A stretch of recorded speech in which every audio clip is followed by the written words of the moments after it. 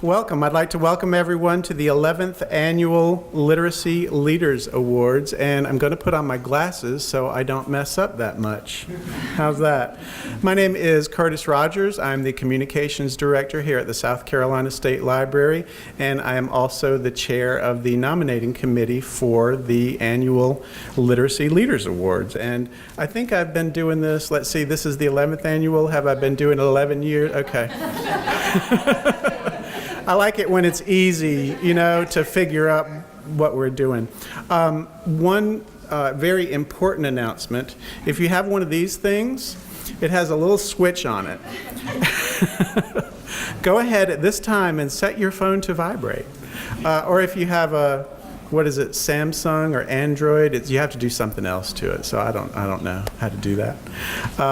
Anyway, I do want to let you all know that unfortunately yesterday, Darcy Strickland, who was going to be our Mistress of Ceremonies, had to cancel because there's something called, what is her name? Down to Irma. Yeah.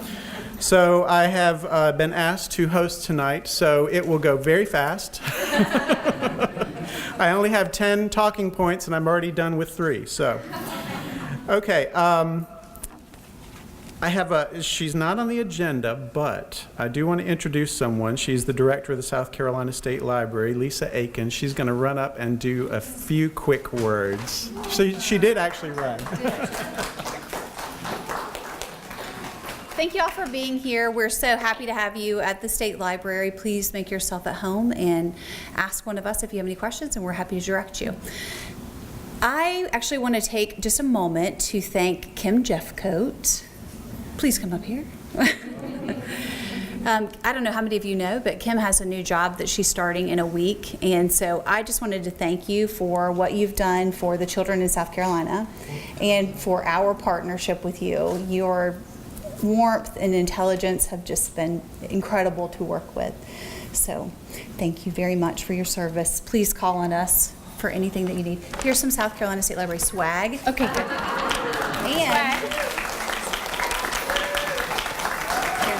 I'm going to put, you take that. Okay. And then this is only given to our most special friends. I just want you to know. Oh my goodness. And so this is a key to our success from the South Carolina State Libraries.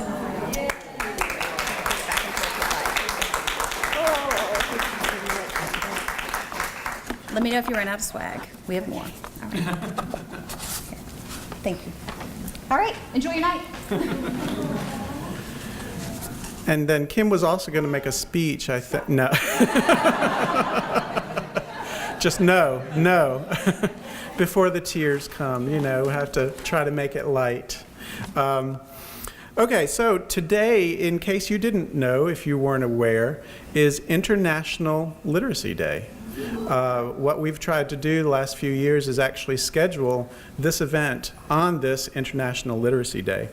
And the theme of this year's International Literacy Day is Literacy in a Digital World. And I went to the United Nations website because, it's good to prepare when you are immediately asked to host something. So I have to, make it look like I've done some preparation, which I actually have. But this is from the UN website, and this is referring to International Literacy Day. It's an opportunity for governments, civil society, and stakeholders to highlight improvements in world literacy rates and reflect on the world's remaining literacy challenges.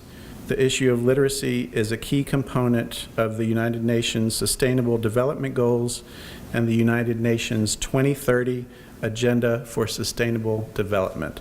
So, having an event like this on a day that's important like this really feels as though we're part of doing something internationally. And so I think that's always been a great thing. And one of the things that I started thinking about when I did a little bit more research is there's been this trend, and I don't know if anyone has heard of this, but it's called fake news. But I wanted to impart on everyone here tonight that literacy is so important, and media literacy is extremely important. There's actually a PBS NewsHour story, and it's titled, how media literacy can help students discern fake news. And if you have a chance, just Google it. It's a 7-minute video. It's fascinating. 8 and 9-year-olds, talking about how to figure out if a website is giving you correct or incorrect information. And it's so important to be aware of today. So, with all of that deep, heavy thought stuff, we will go on to the much lighter things and fun stuff. I did, before we give the awards, I wanted to introduce the nominations committee. And if you're here, please stand. I'm going to read out the names. Please stay standing. And then I want to give these folks a round of applause. But we have Julie Bascom. I don't think she was able to come. Dr. Darren Freeberg, Kim Jeffcoat, Bobby Kennedy with ETV. I don't think she was able to come. And David Lankus, Kristen Lawson. I don't think she was able to come. That Irma, I'll tell you. Jane Mormon, Noni Price. I know Noni's here. Ida Thompson. And TJ Wallace. Let's have a round of applause for these folks.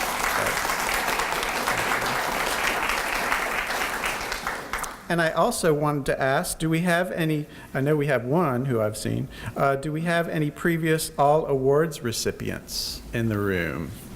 I think we have one right up here up front. Yes, there we go. And a third.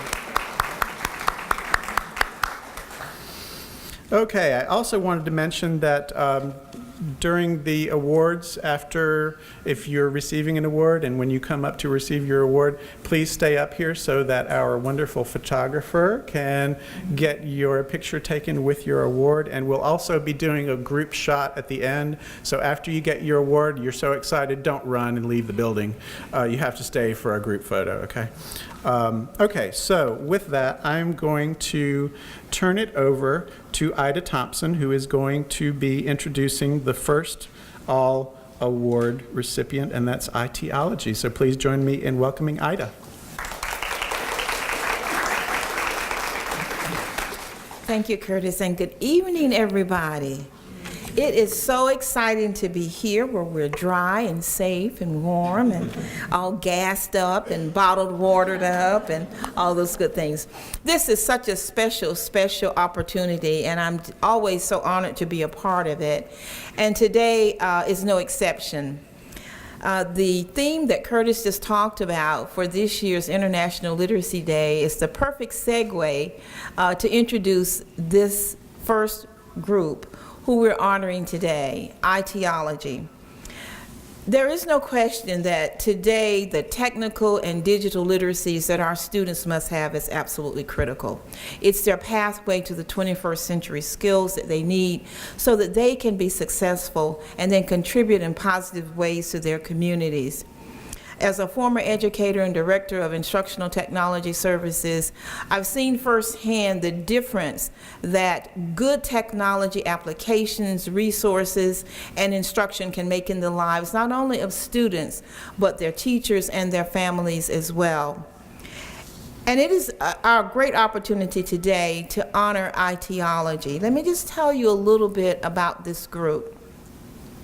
It started some years ago as a collaborative opportunity with Blue Cross Blue Shield South Carolina, the University of South Carolina, IBM, and some other corporate partners to really look deeply at the needs of our community and our state at large when it comes to technology needs and applications as well as instruction. I don't know who thought of this, but I'm just so glad that they did, because from that collaboration, we now have ITology. We're very fortunate in this community to have access to this group. And you might say, well, ITology, yes, it's technology, but this group touches so many people across our state. They have worked with countless thousands of students, giving them opportunities to experience technology in new ways, but more importantly, to tap into the natural interests and abilities that our students have with technology. They provide opportunities throughout the school year, throughout the summer months, great camps on every topic imaginable when it comes to technology. I've seen students just really light up because of the things that they've had to do, to create, and to share through their experiences at ITology. On another level, this group provides wonderful professional development and training for educators across our state. And that is what transforms classrooms. Our students are the natural learners and can apply it naturally and easily. But when you have a team of both the educator and the students working together with these types of resources, it's a game changer. And I've seen that happen firsthand. Beyond the work that ITology does with both students and with their educators and administrators, this group also looks deeply at the needs of our state in providing the training and the opportunities that we need to grow technology use and applications and resources across our state, providing the courses at a number of colleges that they work with collaboratively across the state to ensure that we have the individuals in place with the education, the experience, and the training that will support the needs of our citizenry when it comes to how we use and harness the power of technology. Of course, they have a wonderful facility here in Columbia, state of the art, and I've had the personal opportunity to work with them on grants, on technology planning, professional development, just so many opportunities that were positive ones for the individuals that I had an opportunity to work with. But their work does not stop just with here in Columbia. They have a very broad footprint across our state. And as I said, the fact that we have an opportunity to have a group like this that recognizes the support that we need for digital and technical literacies is absolutely a star in our crown. It gives me great pleasure to introduce and present to you Tammy Mainwaring and her team from ITology, because this group, the synergy that they bring to technology as an emerging and important literacy, is one that I think the All Awards was designed to represent. Please join me in congratulating ITology. Team, come on up.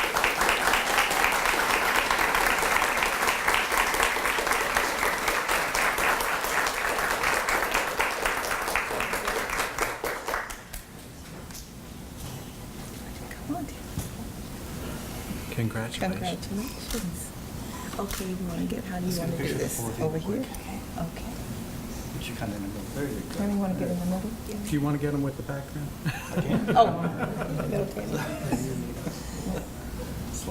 Okay. I know technology, I don't know where the middle is. Okay, right this way. Congratulations. Thank you so much.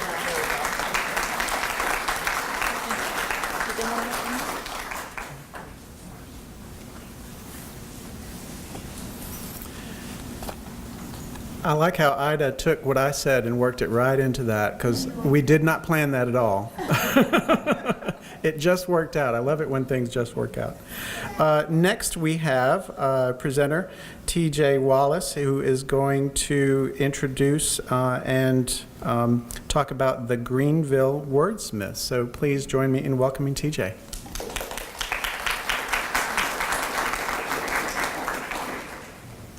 Thank you, Curtis. It is my pleasure to introduce Greenville Wordsmiths as a recipient of the 2017 Annual Literacy Leaders Award.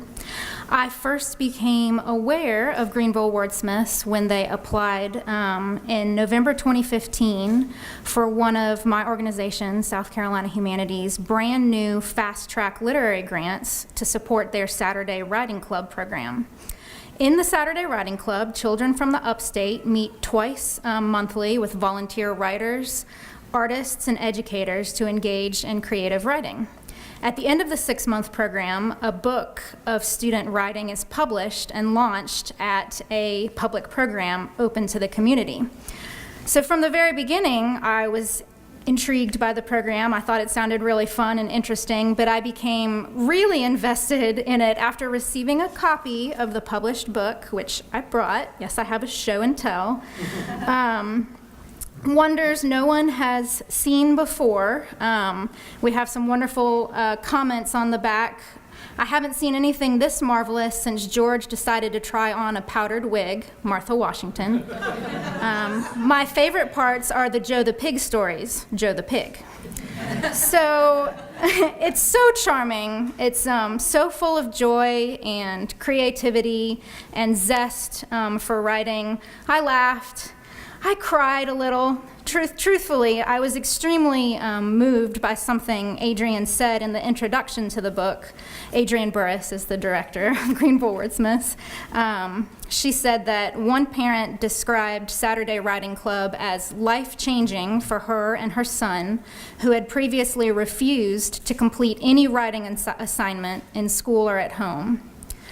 She also said that some students went from never raising a hand to sharing pages upon pages of their stories. Instead of saying, "I can't," they began asking, "What else can I do?" In addition to the Saturday Writing Club, Greenville Wordsmith offers in-school publishing workshops called Staycations and have a recently renovated mobile creative writing lab that travels around the community.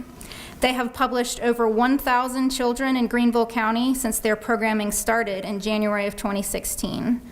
Their effort to instill students with the idea that writing can be fun and exciting instead of a tedious chore is truly changing lives in Greenville County, putting the fun back in fundamental skills that are necessary. So they are sincerely deserving of this award, and it's my honor to present it to Adrienne Burris this evening.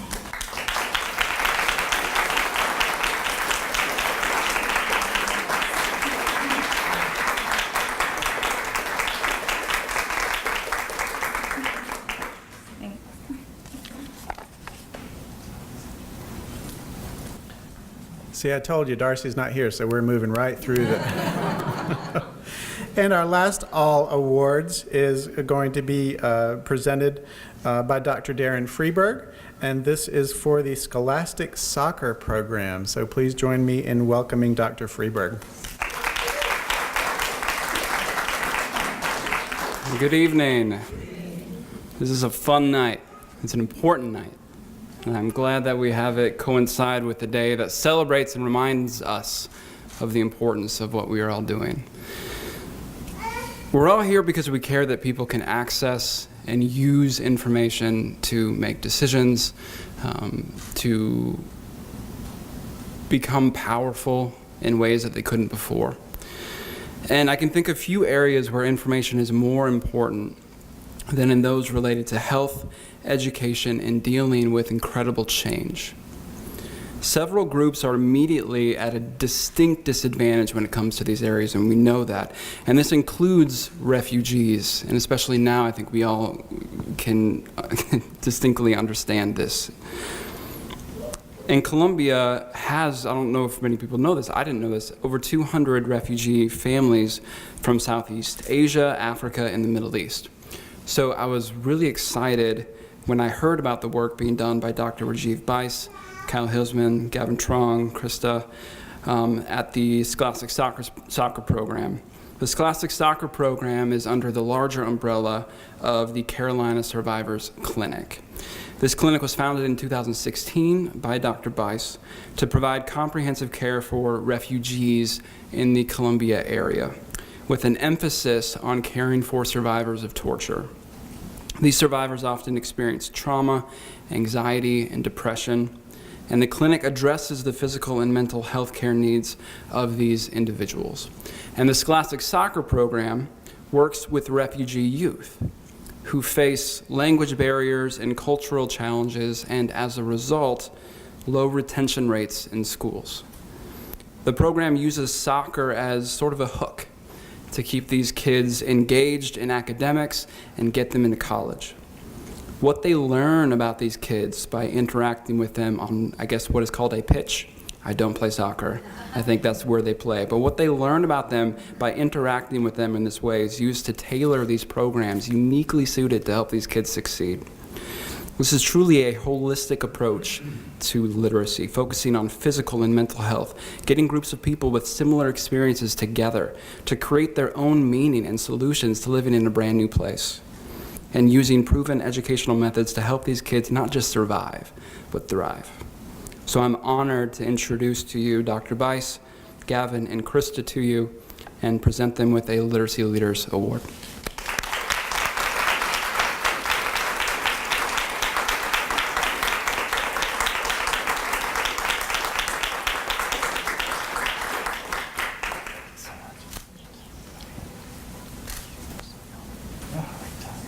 Okay, now everyone move this. Moving this way. Okay, this way. Thank you.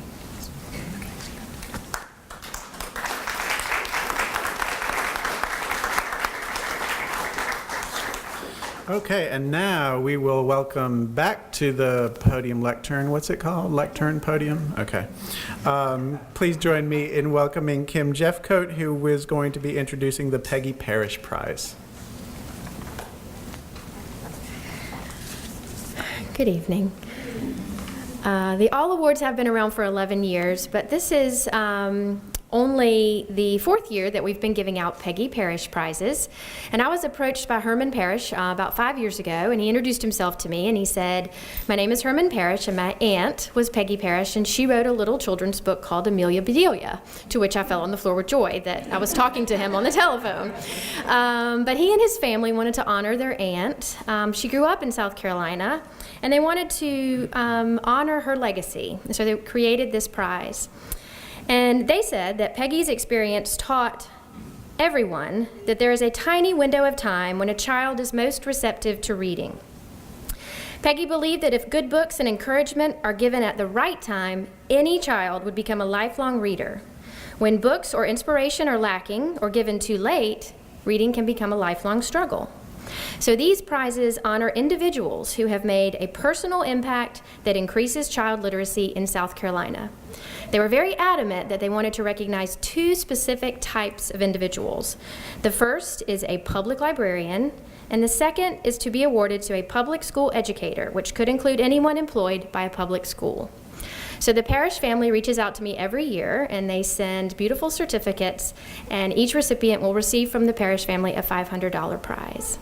So it is always my honor to represent the Parrish family in this way, and so I'm going to introduce next Ginger to have our first prize. Thank you. And I'm just getting over the news that you. I admire you so much. So, okay. It is my pleasure to introduce Heather McHugh as a recipient of the 2017 Peggy Parrish Prize, one of the 2. Heather has been a librarian in the children's room at the Richland Library for 13 years.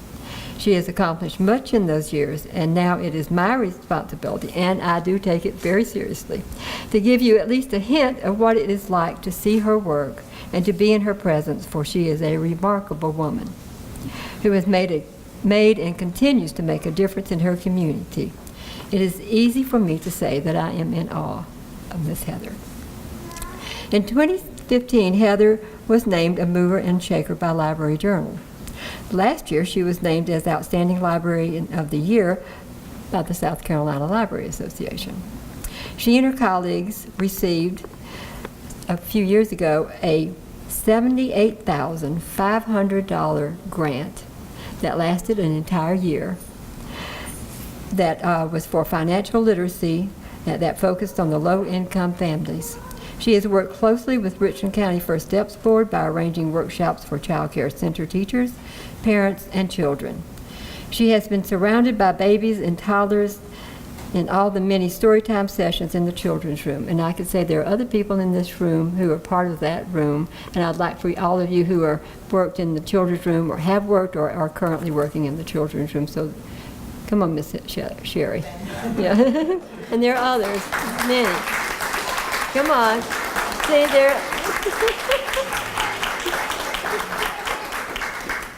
Heather has led teens who belong to the Teen Advisory Board, which is also called TAB, and answered the demand by preteens to have their own group forming the Tween Advisory Group, also known as TAG.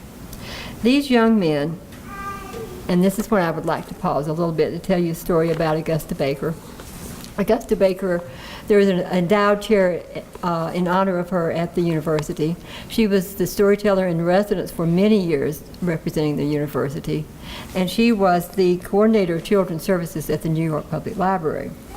In 1964, she was on the Caldecott Committee that chose Where the Wild Things Are to be the Caldecott winner for that year. It was often considered too violent for children. So Augusta Baker walked into the Harlem Branch Library, and she saw a young man, and that picture reminds me of that young man, sitting at a table reading the book, and she walked up to him and said, "Young man." And it was the way she always said that. I heard her say that hundreds of times to young children, and she would look them directly in the eye with the greatest respect, and they would know this about how she felt about them. And she said, "Young man, does this book frighten you?" And he looked up at her and said, "No. Look at their feet. They've got such soft feet." And I think that is such an important event, too, because I love the way that she always said young man and young women. And I just think it's so important. It underlines how important it is for children to be readers at a young age. So anyway, these young men and the teenagers and the tweens also are involved, thanks to Ms. Heather, in other library events such as Augusta Baker's Dozen, where some of them make plates that represent what the work of the guest is for Baker's Dozen, and I think that's a wonderful thing too. Heather is on a mission. She is passionate about what she does. She wants to open doors and windows for children who help them get to know themselves and the world they live in. She wants to encourage parents to read to their children. Jim Trelease wrote in his book, The Read Aloud Handbook, that a child cannot say a word unless he or she hears a word. A couple of weeks ago, I was watching the 7 o'clock news on WLTX, and J.R. Berry reported on the state law that requires third graders to be proficient in reading. He asked, if they are not, this is why I write this down, folks. I have two versions of it, too. I decided to only bring one up here. That would have been 6 pages of this. Okay, third graders to be proficient in reading. If they are not, they will not go into the 4th grade. He asked an expert to speak about that, and the expert was Ms. Heather. We as librarians want people to be lifelong users of the library, and this is more likely to happen if the library is part of their life at story time at a young age. There was something else that, as the people were speaking, I was remembering about the booklet that you put together every year. Kids in Print. And how long have you been doing that? 13 years. 13 years, that was it. And it's a wonderful opportunity for children to write poetry and essays, and they have a huge event for them each year. And they sign their book, they line up behind the table, and they autograph their book, and it's a wonderful event also. So, as you will see, not only is she a visionary, but she is also a vision. Ms. Heather.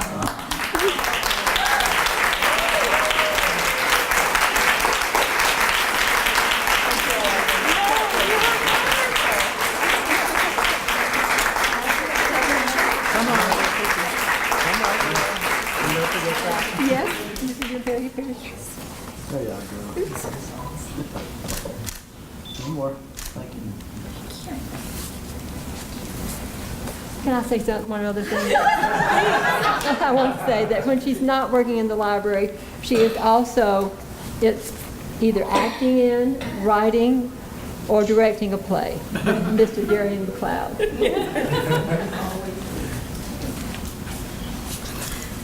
Thank you, Ginger. Everybody's like, it was all going smoothly until that public librarian came along and decided somebody gave her a microphone. I would like to begin by saying thank you to Kim Jeffcoat, who I pretty much just kind of gave my invitations to I wrapped a crumpled up cocktail napkin and said, "Here, can you invite some people?" And she did, and I appreciate that, and I appreciate you putting this lovely event together and putting up with all my emails. We'll be bringing you some Prosecco as a way of saying thank you. That's the best kind of thank you, isn't it? Where's the party? Right. I'll bring you one too, Curtis. I'd like to start by acknowledging Peggy Parrish.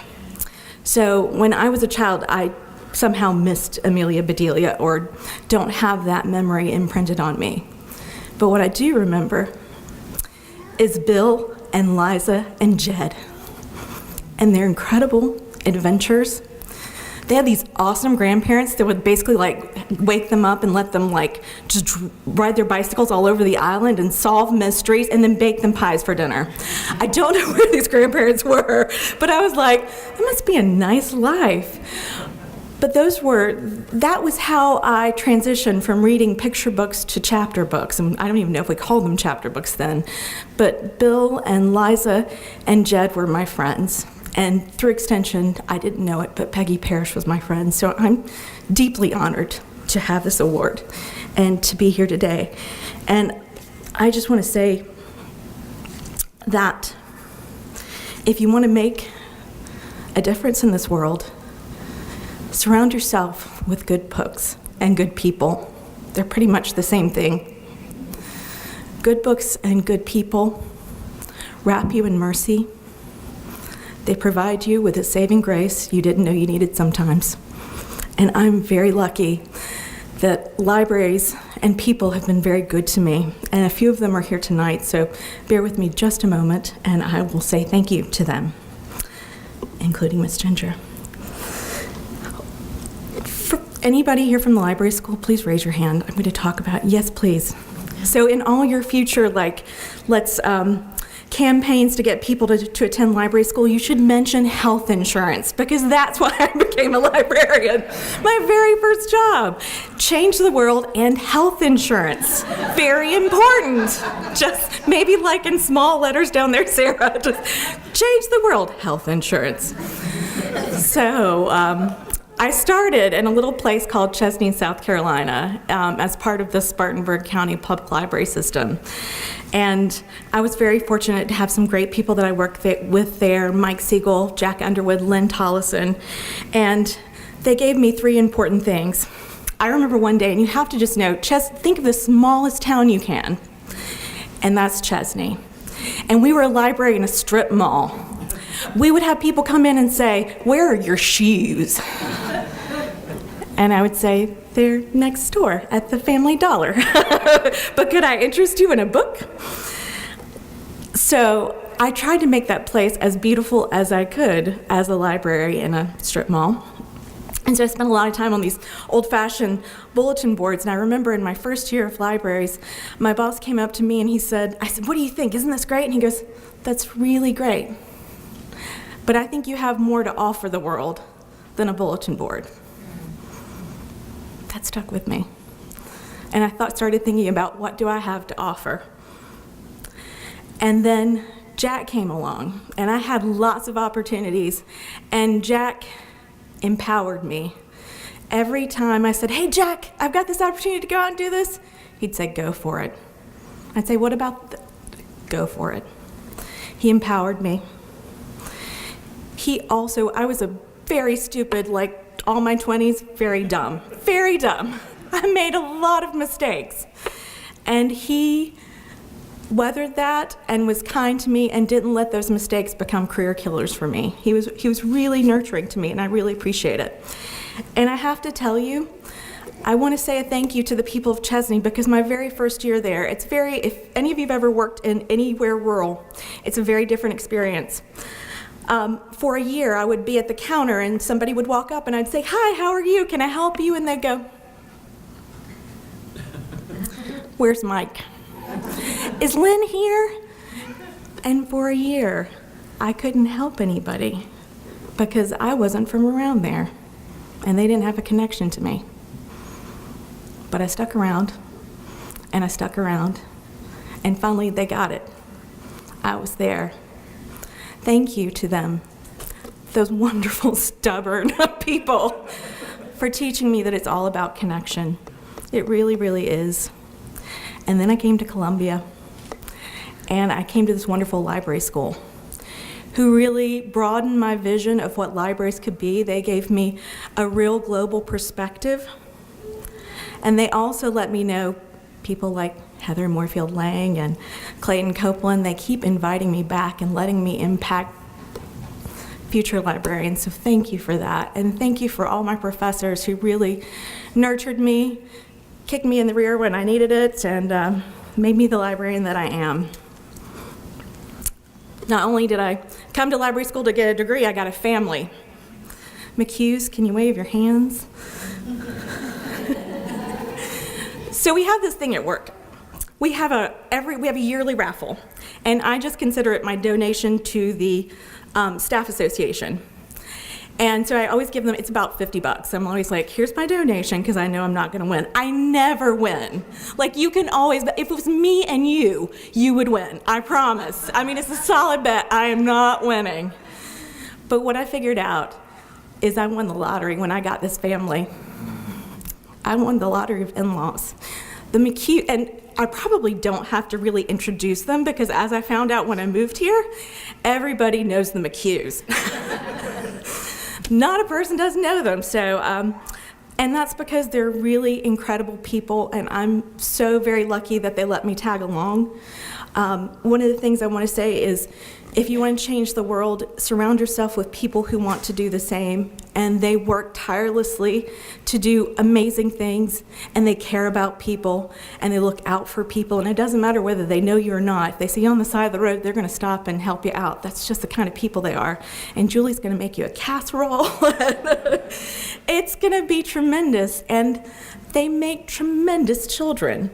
And I can say that because I don't have very much to do with them at all. I just get to hang out with them. But I have 3 nephews and a niece who are just about the best people in the world. I am so very proud of you all. I just burst every time I see you. I really, really do. And the best thing about you is that you are kind people, and that you look out for yourselves, each other, and you look out for everyone else too. And I admire that, and that gives me strength to do what I do every day. So, and there's 2 lovely ladies over there. Shout out to you. Yeah, we'll talk later. That's Caroline and Lauren. That brings me to you, sweetheart. So you surround yourself with the best. Ginger's philosophy always was we wanted to give children the best, so they thought they deserved the best, and they would expect the best from everyone else. Well, I got the best in this guy. He is kind. He makes me want to be a better person. He teaches me about the world. He makes me want to be courageous, and he makes me want to make things right for people. Thank you. I'm not going to cry. And then there's the library that I ended up at. And I would say this, are there any young librarians out there? Future librarians, raise your hands high and proud. Jacqueline, you're out there, I see you, come on. So good advice here is go to an institution whose values match yours. Go somewhere where you can do the things that you want to do. And I was so very lucky. I didn't know it, but again, I hit the jackpot. That's why I can never win that raffle. Richland Library was my place, and it's as much about the institution, it's as much about the people as it is about the institution. And I'm just eternally grateful that I ended up there, and I want to give a shout out. Teresa Brown and Quincy Pugh invited me to be part of that incredible, yes please,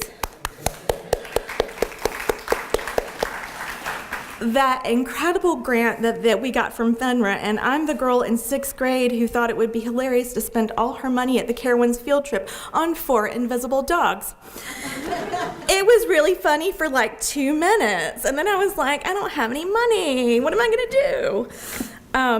I'm not known for my financial acumen, and they brought me along on this great, incredible journey to change people's lives and how they thought about money, and to talk to children and parents and make it less scary, so I'm very grateful to them. I have this incredible children's room staff who Ginger already mentioned. They I am a small star among many stars. They are passionate, they care about people, they care about families, and they're always trying to make it better for people. And Jocelyn and Morgan, please extend that to everyone. You guys are just incredible, and you inspire me each and every day, and I'm so lucky to work with you. Now, Leslie is the person that nominated me, Leslie Tatro. And Leslie's not here, but I will somewhat, how many of you know Leslie? Okay, so some of you do and some of you don't. Yeah, if you don't, you really should, but let me just tell you, when I first started, I'd already been working in libraries for a while, so, I thought I knew everything. But I didn't know Leslie. So I came and I thought, here I am, I've been doing story times for 8 years, lady, you can't tell me anything. And I go to observe her very first story time, and she's in her suit, Pamela, and she's in her hose, and she is just talking about all these wonderful things. And the parents are hanging on her she could say anything. She'd be like, parents, read to your children or they'll go to jail, and they're like, oh, yes, Miss Leslie. She could just say anything, and people were like, oh my God. Miss Leslie said she was like E.F. Hutton. She is. When he talks, everyone listens. She is incredible. She's a fierce and passionate advocate. And so she did this beautiful job, and I'm sitting there and my mouth's hanging open. I was like, I'll never, ever, ever be able to do this. And then she opens this book and she said, boys and girls, parents, this is the book, Fox Went Out on a Chilly Night, and it's based on a folk song. Fox went out on a chilly night.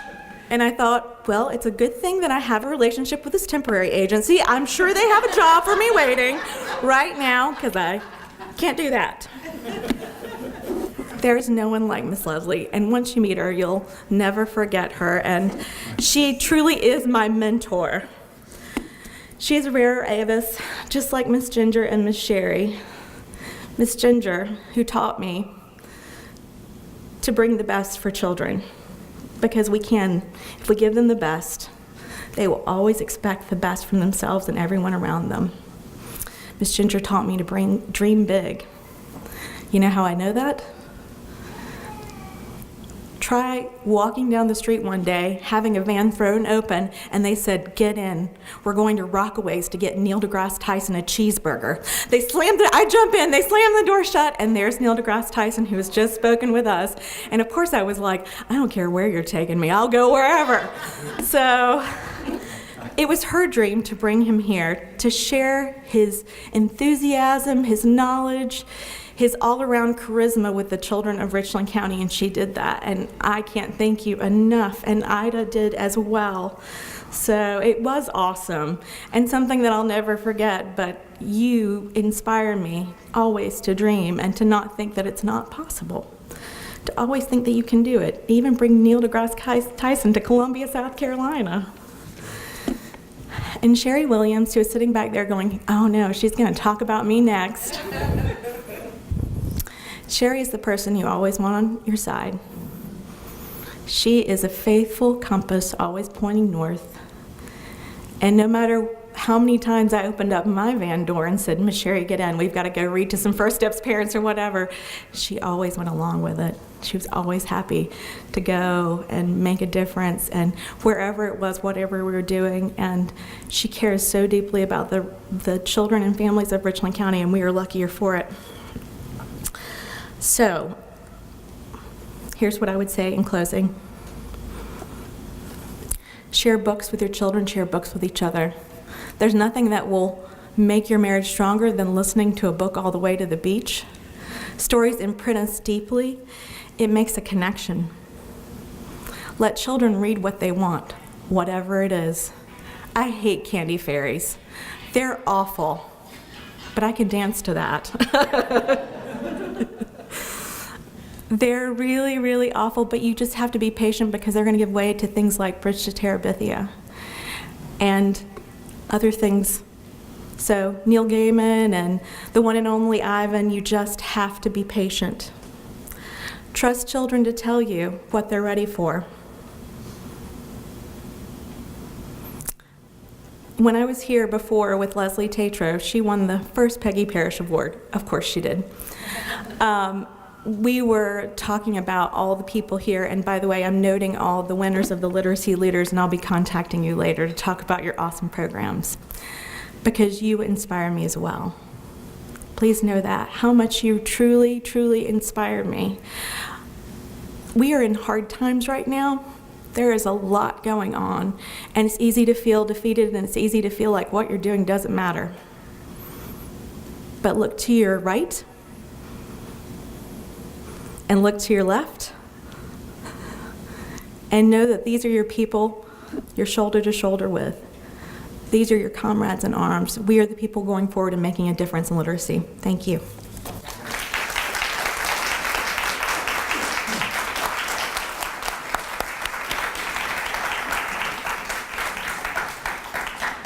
And by the way, that's called a fascinator, if anybody, okay.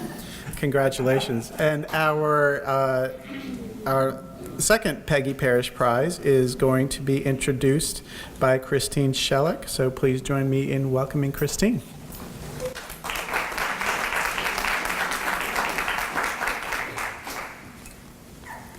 Good evening.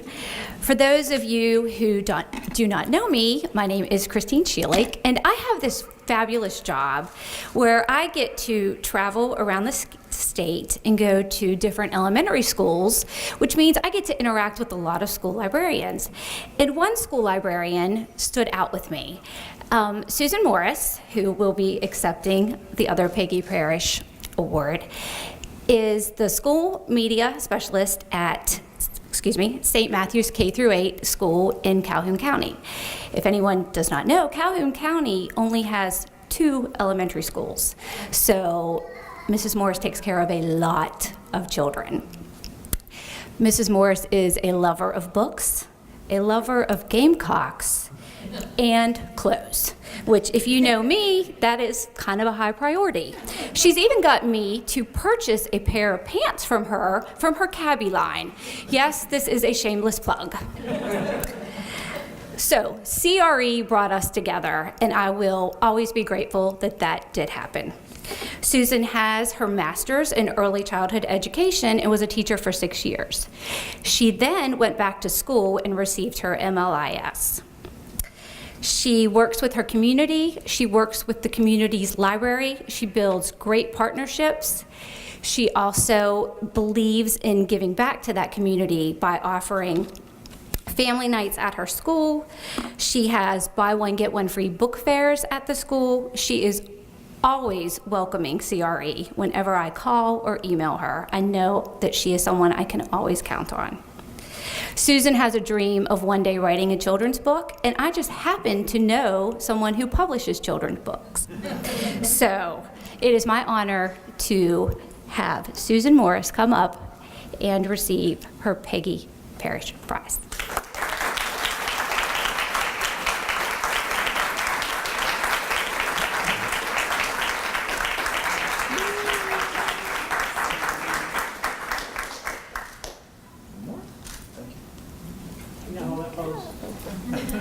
Oh, sorry.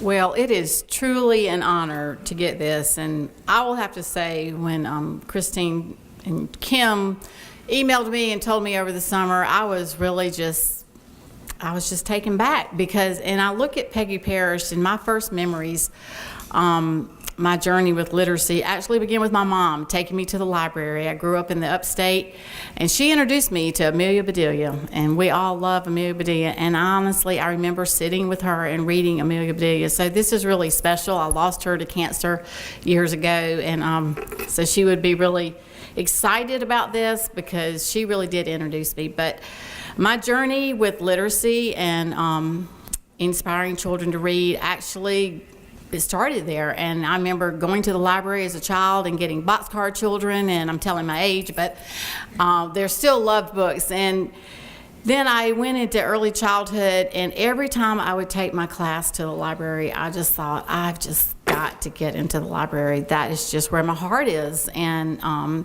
so I went back, as Christine said, and this great program here. I had lots of cohorts. We had such a good time working on ours degree in children's literacy has always just been really big in my heart. And there's nothing better than being with kids and reading children's books and just seeing them, their faces light up and with reading. And how could you not love Christine coming to your school with Cocky?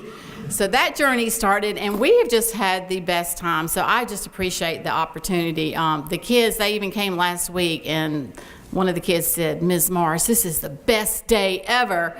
And it has just really been fun and very rewarding. And so to stand here and get this for doing something that you just really enjoy and have a good time with is really special. And I don't know that a lot of people can say that. You have jobs that you just get to see kids' faces light up. They learn to read. They get so excited. I get to dress up like a banana and just act crazy, and we just have a good time. So it has really been very fun, and so I do feel really honored to get this. And a lot of my people that were going to come are on the interstate rescuing people off the coast with this hurricane, so they couldn't be here, but I appreciate my family being here. And again, I just thank you. I thank you for Cocky's Reading Express. Y'all do an awesome job getting books to families, and that has been one of my goals, is any way we can figure out a way to get books into the homes, because I do live in an area and a lot of them don't have books, and so anything we can do. And so Cocky, they've been great coming down there and getting books into the homes, and so I do appreciate that. And thank y'all for being here and for this wonderful award, and I appreciate it. Thank you.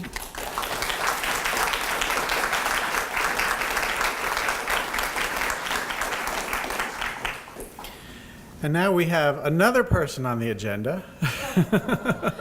No, we're so happy to have the new dean of the College of Information and Communications at the University of South Carolina. Dean Tom Reichert is going to give us some closing remarks.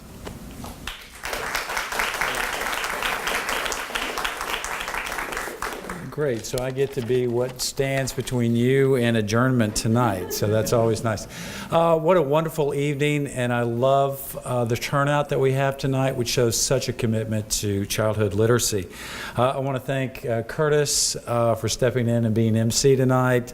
I want to thank our friends at South Carolina State Library for hosting us. I can't think of a better venue on International Literacy Day than a library, so that's terrific. I want to thank our wonderful faculty and staff in the School of Library and Information Sciences for all the work they've done, especially Kim, Jeff Coate, Rebecca, and Hope for all that they've done to manage the awards. It's really been the school's vision beginning over a decade ago to recognize the valuable work of those making a meaningful difference in South Carolina. We very much appreciate that.